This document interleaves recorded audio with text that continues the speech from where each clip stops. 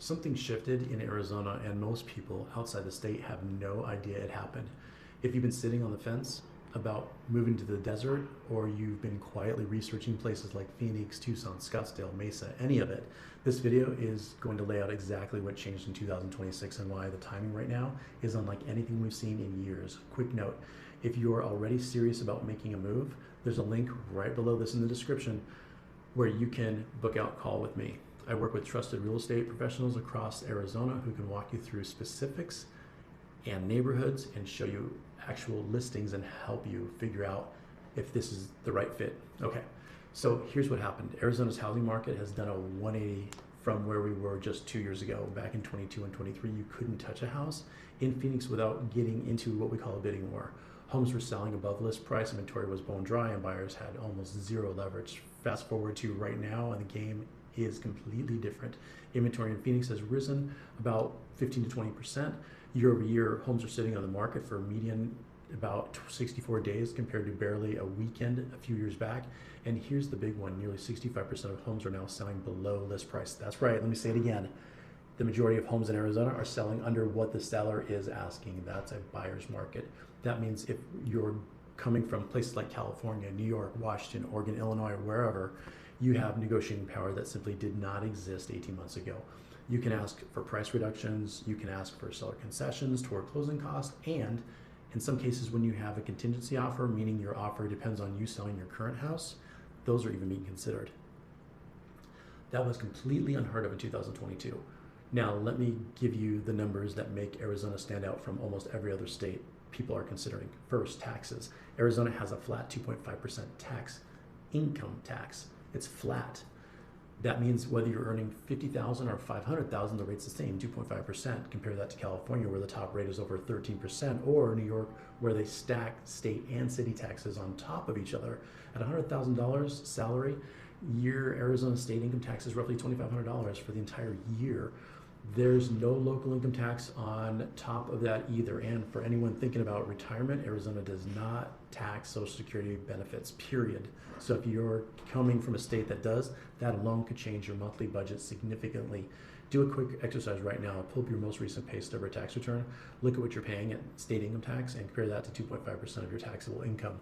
If there's a difference of, say, a couple $1,000s or more, that's real money back in your pocket every single year.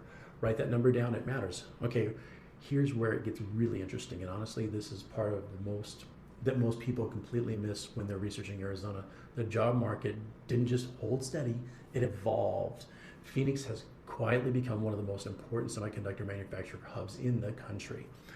TSMC, the world's largest semiconductor manufacturer, has their first fab in Phoenix actively producing chips on their most advanced process technology as of 2025, with a second and third fab in development.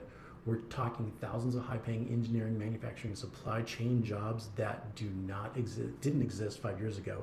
Healthcare is booming. Logistics and distribution centers are expanding because Arizona sits between Southern California ports and the rest of the country.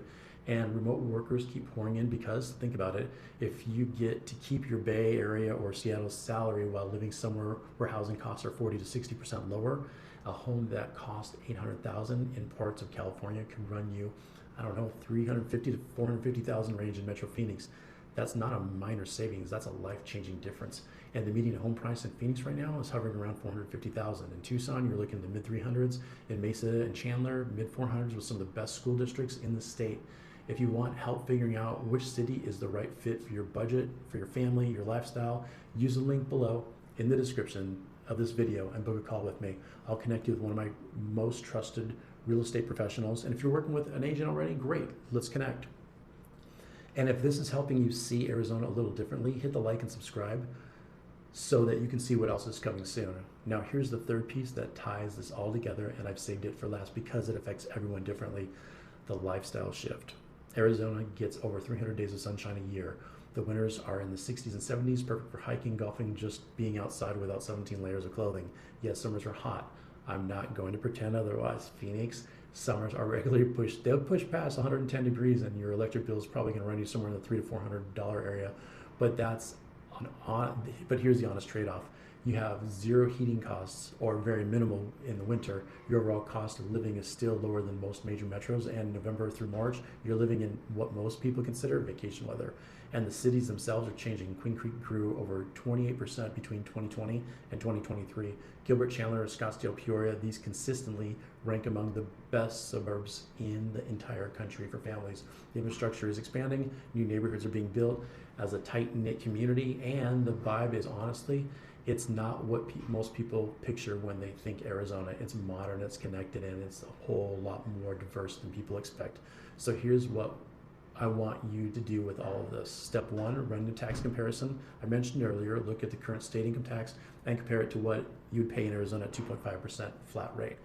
That number tells you how much you'd save every single year just because you're relocating. Step two, set up some time with me to go over the numbers, budget, and get you pre-qualified or pre-approved. Step three, reach out to either or in contact one of the realtor estate agencies featured in the videos you see in the narrative, or use a link below this video to book a call with me, and I'll connect you with one of my trusted professionals in whatever Arizona city you're considering.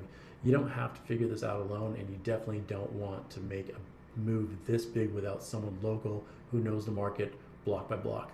If this helped you see Arizona a little bit differently, hit the like, subscribe, and feel free to share this with friends, family, coworkers who are having the same thoughts as you.